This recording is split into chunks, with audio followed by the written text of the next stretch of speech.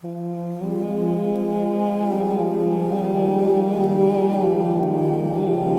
पाक सल्लल्लाहु तआला अलैहि वसल्लम ने हज एक फरमाया।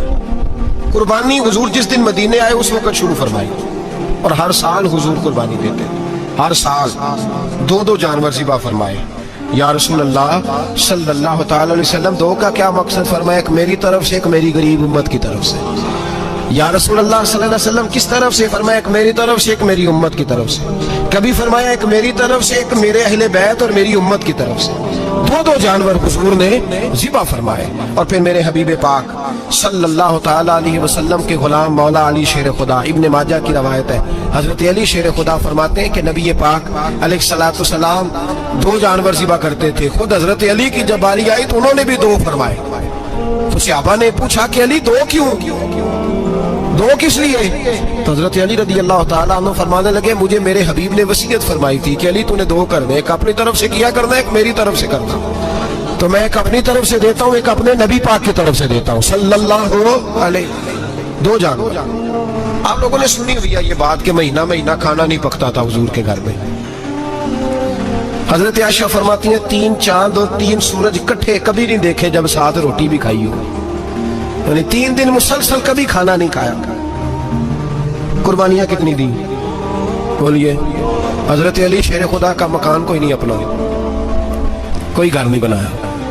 मौला कायनात शेर खुदा, मैंने ये बात फिर दोहरा रहा हूँ, पहले भी मैंने अर्ज की थी, पक्का करने के लिए दोहरा रहा हूँ। हजरत अली का कोई कारोबार नहीं बज़ाहिर। बीबी साहबा फरमाती हैं कि कई हफ्ते सिर्फ सिरका और खजूरे।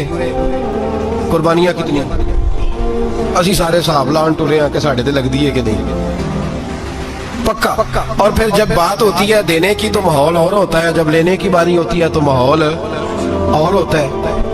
कुर्बानी वाजिब है उस शख्स पर जिसके पास 52.5 तोले चांदी या 7.5 तोले, लेकिन मैं 7.5 तोले वाला फतवा नहीं देता, मैं 52.5 तोले चांदी वाला फतवा देता हूँ। इसलिए कि 52.5 तोले चांदी तो शायद तोला या 1.5 तोला सोने के बराबर ही हो जाए, ठीक है ना जी? तो 7.5 तोले सोना 50-60 हजार रुपया जिस आदमी के अकाउंट में मौजूद है वो कुर्बानी करे। बल्कि इमाम शाफी रहमतुल्लाह अलैह फरमाया करते थे जिसने 3 कमरों को ताला लगाया हुआ वो 3 कमरे फारग हैं, उसके किसी काम के नहीं, उनकी कीमत का हिसाब लगाए। छत पे स्टोर बना दिया है, कोई मतलब नहीं उसका, और जो वैसे रखी हुई है कोई माना ही नहीं कमरे का। फरमाते थे हिसाब लगाए, कुर्बानी करे। रब करीम की बारगाह में देने का जब मामला आया तो तू गोल कर गया काम। मेरे रसूल कायनात सरवर आलम सल्लल्लाहु अलैहि वसल्लम का जब अपने लिए चीजें इस्तेमाल करने का माहौल है तो महबूब पाक अलैहिस्सलातु वस्सलाम ने महीना महीना रोटी नहीं पकाई। यहाँ जो आदमी हर जुमेरात को 4 किलो बकरे का गोश्त पकाता है और हर तीसरे दिन मुर्गी का गोश्त लाता है, वो कुर्बानी की बारी आती है तो कहता मेरे पे लगती नहीं। वो ठीक है अब्बा जी ले आए, अब्बा जी की तरफ से कुर्बानी है, इस दफा अब्बा जी की, अगली दफा अम्मा जी की, उससे अगली दफा दादी जी की। ओ खुदा के बंदो, जिस आदमी के पास पैसे हैं पहले अपनी कुर्बानी वाजिब है। मेरी बात की समझ आ रही है अजीजों को? जो आदमी साहिब इस्तिताअत है पहले किसकी कुर्बानी करेगा? वो कमाई करता है, उसके अपने अकाउंट में तनख्वाह आती है, अब्बा जी के अकाउंट में नहीं आती। उसने अपना बैंक बैलेंस चोरी भी रखा हुआ अब्बा जी से। पहले अपनी कुर्बानी करे, अगर उसको शौक है, दिल करता है तो एक और खरीदे, फिर अब्बा जी की तरफ से करे। अगर अल्लाह ने तौफीक दिया तो एक और खरीदे, अम्मा जी की तरफ से करे। और अगर उसके दिल को अल्लाह ठंडक अता करे, सुकून करे, तो फिर अपने रसूल की तरफ से भी कुर्बानी दे, फिर अपने महबूब की जानिब से भी कुर्बानी करे। नबी पाक सल्लल्लाहु तआला अलैहि वसल्लम ने हर साल 2 कुर्बानियां दी, 10 साल। कुल कितनी होगी 10 सालों में बोलिए? और जब हुजूर हज करने गए नबी पाक ने 63 ऊंट ज़िबा फरमाए। एक ऊंट में कितनी कुर्बानियां होती हैं?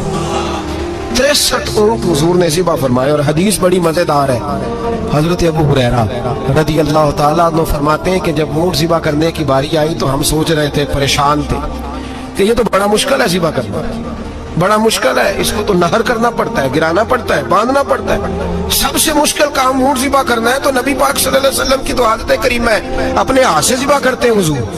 वो हमारा अल्लाह खैर करे, अब अल्लाह ही हाफ़िज़ है। ज़िबा करना तो दूर की बात है, हमारा जो बीए पास लड़का है ना उसको डर आता है जानवर के पास खड़े होते हुए। कहते हैं बच्चों को अंदर ले जाओ, 10 साल का 12 साल का अंदर ले जाओ, ज़िबा करना रोएगा। और बस करो यार, یہ کس قوم سے تمہارا تعلق پڑ گیا ہے؟ ہمارے تو 12-14 سال کے معوذ اور معاذ ابو جہل کی گردن کاٹ کے رکھ دیا کرتے تھے، اور تو بچہ بکرا ذبح کرنے سے ڈرا رہا ہے؟ اس کو کھڑا کر لا کے، قربانی تو جہاد کی ٹریننگ ہے، وہ کھڑا کر، اس کو کہا بیٹا یہاں کھڑا ہو، اللہ کے رستے میں بکرے کی گردن کاٹنی ہے، اگر کوئی شخص خدا رسول کے دین کی مخالفت کرے، کفر کا جھنڈا اٹھائے تو اس کی گردن بھی کاٹنی ہے۔ یہ ٹریننگ ہے بچوں کے لیے۔ یہاں عجیب ماحول ہے، ڈر لگ رہا ہے، پیچھے ہٹ جاؤ، اور جس صاحب کی قربانی ہے وہ بھی کوئی 1.5 کلومیٹر کے فاصلے پہ کھڑے ہیں، دور کھڑے ہو کے دیکھ رہے ہیں، نفیس ہی بڑے ہیں جناب، لطیف ہی بڑے ہیں، کپڑوں کو کوئی قطرہ خون کا لگ گیا تو بڑی مصیبت بن جائے گی۔ اور امیر آدمی، اس کا تو گھر کسائی نے خود فون کیا ہے کہ صاحب سب سے پہلے میں آپ کے گھر آؤں گا، اس کو پتہ ہے کہ منہ مانگی قیمت ملے گی۔ مہربانی فرمائے، قربانی میرے رسول پاک صلی اللہ علیہ وسلم سے زیادہ نفاست والی طبیعت کسی کی نہیں۔ صحابہ کہتے ہیں اتنا حسین محبوب کا انداز تھا کہ کبھی کپڑوں پہ مکھی بھی نہیں بیٹھی تھی، اور حضور سے ہم سلام لیتے تھے، دست مبارک چومتے تھے تو ہمارے ہاتھوں سے کستوری کی خوشبو آنے لگتی، اور فرماتے ہیں نبی پاک کا ہاتھ یوں ہوتا تھا کہ برف بھی اتنی ٹھنڈی نہیں جتنا پیارا حضور کا ہاتھ ٹھنڈا ہوتا تھا، پھر بھی حضور دست مبارک میں خنجر پکڑتے، جانور کو لٹاتے اور اپنی تہمت کو سمیٹتے، اور اللہ کے حبیب گھٹنا رکھتے اس کی گردن پر، اور بسم اللہ اللہ کو اکبر کہہ کے ذبح فرماتے۔ حضور خود دست مبارک سے، تو اتنا زیادہ نازک مزاج ہو گیا ہے کہ اب یہ والی سنت ادا کرنا مشکل ہو گیا تیرے لیے۔ 63 اونٹ ہیں، اور صحابہ کرام علیہم رضوان فرماتے ہیں کہ حال یہ ہے ہم سوچ رہے ہیں کیسے ذبح کریں گے، کیا کریں گے، کیسے گرائیں گے، اور نبی پاک صلی اللہ علیہ وسلم کہتے ہیں ہم ابھی سوچ میں ہی تھے کہ حضور نے چھری پکڑی، خنجر جب حضور نے اٹھایا تو فرماتے ہیں اونٹ دوڑتا ہوا آیا اور نبی پاک کے سامنے آ کے لیٹ گیا۔ فرماتے ہیں اللہ کے رسول نے بسم اللہ اللہ اکبر کہہ کے ذبح کیا، اس نے ٹانگ بھی کوئی نہیں ہلائی، پیر بھی کوئی نہیں ہلایا۔ وہ کسی شاعر نے بڑی عجیب بات کہی تھی، اس نے کہا پھنسی جو دام میں بلبل تو لگی یوں کہنے، کرے گا قتل کیا تو نے جب اسیر مجھے، کباب شمع کے شعلے پہ کیجیو سے یاد، شکل گل نظر آئے دم اخیر مجھے۔ وہ کہتے ہیں بلبل کو شکاری، صیاد شکاری نے پکڑ لیا بلبل کو، تو صیاد سے بلبل کہنے لگی تو نے پکڑا ہے تو قتل تو کرے گا ہی نہیں، کھائے گا تو صحیح، ایک میری منت ہے۔ شکاری کہنے لگا وہ کیا؟ تو بلبل کہنے لگی جب تو مجھے ذبح کرے نا اور پکائے تو مجھے پھول سے بڑی محبت ہے، اس طرح کرنا، کوئلے اتنے زیادہ دہکانا، اس قدر زیادہ آگ جلانا کہ ان کی شکل گلاب کے پھول کی طرح سرخ ہو جائے، تو جب تو مجھے ان پر جلائے گا تو مجھے تکلیف نہیں ہوگی، اس لیے کہ محبوب کا چہرہ جو سامنے آ جائے گا مجھے تکلیف نہیں ہوگی۔ پھنسی جو دام میں بلبل تو لگی یوں کہنے، کرے گا قتل کیا تو نے جب اسیر مجھے، کباب شمع کے شعلے پہ کیجیو صیاد، او شکل گل نظر آئے دم اخیر مجھے۔ اعلیٰ حضرت بریلوی علیہ رحمہ فرمایا کرتے تھے، فرماتے تھے بڑی تکلیف ہوگی جب جان نکلے گی۔ روایتوں میں آتا ہے جس طرح باریک دوپٹہ جھاڑیوں پہ ڈالا جائے، کھینچا جائے تو پھٹ جاتا ہے، یوں تکلیف ہوگی۔ پر فرمانے لگے رسول اللہ کے غلام کو کوئی تکلیف نہیں ہوگی۔ حضور کیوں؟ فرمایا اس لیے کہ جب جان نکلنے لگے گی تو سامنے جلوہ فتوحات آ جائے گا، حضور کے جلوے ہوتے رہیں گے تو پتہ ہی نہیں چلے گا جان کیسے نکل گئی۔ پھنسی جو دام میں بلبل، تو صحابہ فرماتے ہیں کہ اونٹ دوڑتا ہوا آیا، حضور کے سامنے آ کے لیٹا، نبی پاک نے ذبح فرمایا، اور فرماتے حد ہو گئی۔ حضور نے توجہ فرمائی تو دوسرا دوڑتا ہوا آ گیا، تیسرا آ گیا۔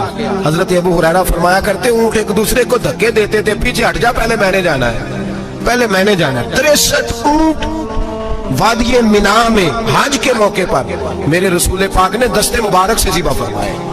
ہر قربانی حضور نے اپنے ہاتھوں سے فرمائی۔ قربانی واجبات دین میں سے، ضروریات دین میں سے ہے، اور کوئی اتنا لمبا چوڑا مسئلہ نہیں، بہت ساری چیزوں کو خود بخود مشکل کر لیتے ہیں۔ ٹی وی پہ خبر آتی ہے فیصل آباد کے 2 بیل ہیں، بھولو اور ڈولو، پتہ نہیں کتنے من ان کا وزن ہے۔ ان سے پوچھا جا رہا ہے کہ بھولو ڈولو کھاتے کیا ہے؟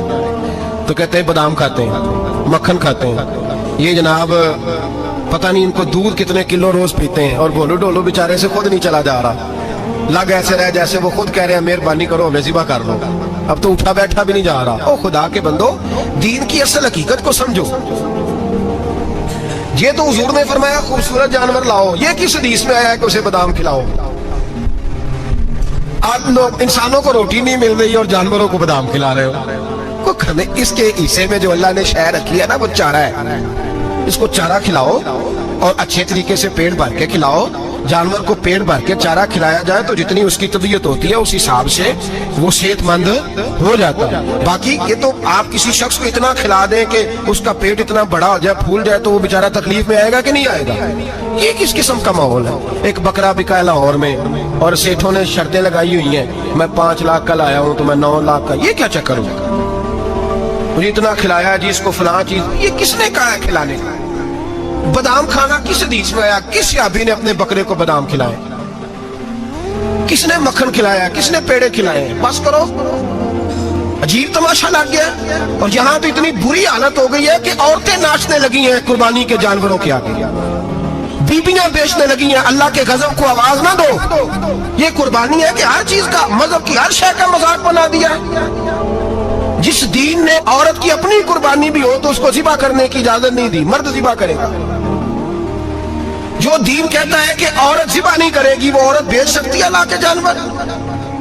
جس کا میں نے رمضان میں بھی کہا تھا, پھر بات دہراتا ہوں, سارا سال ناچتے گاتے ہیں اور عید کا موقع آتا ہے تو 2-4 مولوی بٹھا کے وہ دین سکھانا شروع کر دیتے ہیں. کوئی پتہ ہی نہیں, کوئی خبر ہی نہیں. جس بوتل میں کل تک شراب بک رہی تھی اسی میں دودھ پلاؤ گے؟ جس برتن میں کل تک پیشاب تھا اس میں آج لوگوں کو شہد پلاؤ گے؟ بس کرو, یہ مذاق نہیں, یہ رسول اللہ کا دین ہے. نبی پاک سید عالم صلی اللہ تعالی علیہ وآلہ وسلم نے کوئی ذمہ عورت کے کوئی چیز نہیں لگائی ایسی جس میں اسے مردوں کے ساتھ شامل ہونا پڑے. اور عورت سمجھ ہی نہیں رہی کہ یہ اس کی تذلیل ہے, عزت نہیں. صابن بک رہا ہے تو ساتھ بی بی کھڑی ہے, شیمپو بک رہا ہے تو عورت اس کی جو ہے وہ ایڈ دے رہی ہے. یہ عزت ہے عورت کی؟ رسوا کر دیا تم نے ہر شے میں عورت. اب قربانی کا جانور بھی بی بی بیچے گی؟ غیرت کہاں گئی اس قوم کی؟ میرے رسول پاک سرور دو عالم صلی اللہ تعالی علیہ وسلم کو کسی نے آ کے کہا فلاں قبیلے کے لوگوں نے عورت کو سربراہ بنایا, عورت کو آگے لگا لیا. فرمایا تباہ ہو گئے وہ لوگ, انہوں نے عورتوں کو اپنے آگے پیشوا بنا لیا. جس رب نے عورت کو نبوت نہیں دی, امامت کرنے کا حق نہیں دیا, کس چکر میں لوگ پڑ گئے؟ 5 لاکھ کا جانور کس لیے لائے ہو؟ 5 لاکھ کا تفاخر کے لیے, دکھانے کے لیے؟ تو اگر 50,000 کا 60,000 کا بھی جانور لاتا تو اچھا آ جاتا. اور 50,000 کا جانور لائے تو 5 لاکھ میں کتنے آتے ہیں بولے؟ تو 10 جانور ذبح ہوں گے تو کتنے غریبوں تک گوشت جائے گا, کتنے گھروں کا بھلا ہوگا. ہر چیز کا چکر الٹا کر دیا گیا ہے. اور صرف حج کے لیے ہوتی تو میرے رسول پاک ہر سال قربانی نہ کرتا, اور میرے نبی پاک قربانی دینے کا حکم. ایک اور بات بڑی لوگ پوچھنے لگے, کہتے جی گائے کی ہوتی ہے, بھینس کی بھی ہوتی ہے کہ نہیں؟ چلو جی اب نئی بات نکل رہی. حدیث پاک میں لفظ آیا اونٹ کا, نبی پاک نے فرمایا بکرا 1 سال کا, گائے 2 سال کی, اونٹ 5 سال کا. حدیث میں لفظ آ گیا اونٹ کا. آپ کو بندہ کہے پہلے بتائیں نر کا کہ مادہ کا, تو میں کدھر سے آپ کو حدیث نکال کے دوں جس میں نر بھی اور مادہ علیحدہ علیحدہ ہو؟ حدیث پاک میں ذکر آ گیا دمبے کا, مینڈے کا. اب باقی جو سارے جاجر ہیں نا, باپ غور فرمائیں, باقی ایک بکرا ہے, ایک چھترا ہے, ایک دمبا ہے, ایک دیسی بکرا ہے, ایک پہاڑی بکرا ہے, تو علیحدہ علیحدہ لفظ کہاں سے نکال کے دیے جائیں؟ یہ ساری انواع ہیں, اقسام ہیں, نوع ہیں.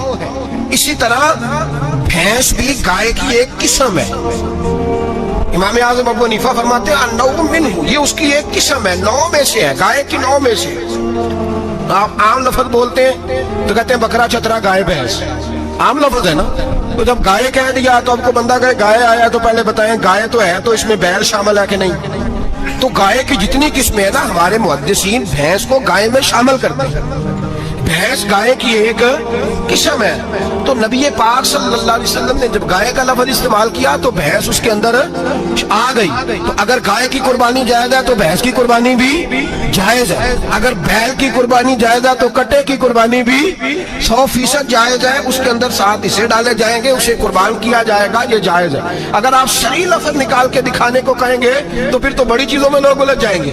پھر کیسے نکالا جائے گا خسی کی جائز ہے کہ نہیں, جو خسی نہیں اس کی جائز ہے کہ نہیں, کھلا کی. تو ان تفصیلات, ہاں بہت ساری چیزوں کی تفصیلات حدیث میں ہیں لیکن ساری چیزوں کی موجود نہیں. اس لیے میرے عزیز یاد رکھیں, بھینس کی قربانی بھی ہوگی, گائے کی بھی ہوگی, بیل کی بھی ہوگی, کٹے کی بھی ہوگی. جن کی نہیں ان کی نہیں. ہم نے کبھی کہا ہرن کی قربانی بھی ہوگی یا مرغی کی قربانی بھی ہوگی. تو حدیث مبارکہ کے اندر جو چیزیں موجود ہیں ان کی جتنی اقسام ہیں ان سب کی قربانی کرنا جائز ہے. اور میرے نبی پاک صلی اللہ علیہ وسلم نے فرمایا جانور خوبصورت ہو، لنگڑا نہ ہو، کانا نہ ہو، زخمی نہ ہو، خوبصورت جانور لاؤ، اس کو لا کے ذبح کرو۔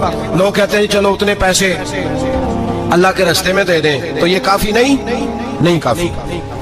مسلم شریف میں، بخاری شریف میں میرے نبی پاک سید عالم صلی اللہ تعالی علیہ وسلم نے فرمایا 10 ذی الحج کو اللہ کی نظر میں ابن آدم کا سب سے پسندیدہ عمل، لیکن نا 10 ذی الحج کو، کل 10 ذی الحج ہے تو بڑے کام ہوں گے، فجر کی نماز بھی ہوگی، تکبیرات تشریق بھی پڑھی جائیں گی۔ آج فجر سے شروع ہو گئی نا، 9 کی فجر سے لے کر 13 کی عصر تک تکبیرات تشریق پڑھی جائیں گی۔ اللہ اکبر، اللہ اکبر، لا الہ الا اللہ، واللہ اکبر، اللہ اکبر وللہ الحمد، اللہ اکبر، اللہ اکبر، لا الہ الا اللہ، واللہ اکبر، اللہ اکبر وللہ الحمد، اللہ اکبر، اللہ اکبر، لا الہ الا اللہ، واللہ اکبر، اللہ اکبر وللہ الحمد۔ کوشش کریں جب بھی پڑھیں 3 بار پڑھیں۔ تکبیرات تشریق بھی پڑھی جائیں گی، فجر کی نماز بھی کل ہوگی، عید کی نماز بھی ہوگی، لوگ اور بھی کوئی ذکر اذکار کریں گے، لیکن میرے نبی پاک صلی اللہ علیہ وسلم نے فرمایا 10 ذی الحج کو اللہ کو اپنے بندے کا جو کام سب سے زیادہ پسند ہے وہ یہ ہے کہ وہ اللہ کے راستے میں جانور کا خون بہائے۔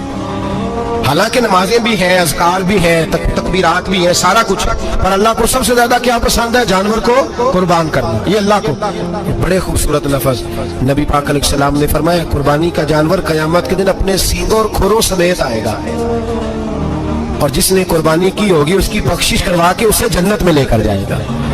تو فرمایا ابن آدم کا سب سے پسندیدہ عمل یہ، سب سے پسندیدہ، کہ وہ 10 ذی الحج کو قربانی کریں، کوشش کریں خود ذبح کریں اپنا جانور۔ یہ حضور کی سنت ہے۔ یہ نہ ہو سکے تو نبی پاک صلی اللہ علیہ وسلم نے اپنے ہاتھوں سے ذبح کرنے لگے حضرت فاطمہ کا جانور، تو فرمایا فاطمہ ادھر آ کے اس کے پاس کھڑی ہو جاؤ، میں تمہارا جانور ذبح کرنے لگا ہوں۔ اپنے جانور کے پاس کھڑے ہو۔ میرے جو بھائی ذبح کرنے کا کام کرتے ہیں نا، قصاب ہم کہتے ہیں، سارے قصاب نہیں ہوتے، بہت سارے لوگ یہ سعادت حاصل کرتے ہیں اور بڑے نیکی کا کام کرتے ہیں، اللہ انہیں بڑی بہترین جزا عطا فرمائے گا، بڑا خیر کا کام کرتے ہیں، لیکن چونکہ رش ہوتا ہے ایسے لوگوں کے پاس، تھوڑی جلدی بھی ہوتی ہے، پہلے تو کوشش کریں تکبیر خود ڈالے گا، یہ نہیں ہو سکتا تو قریب کھڑے ہوں۔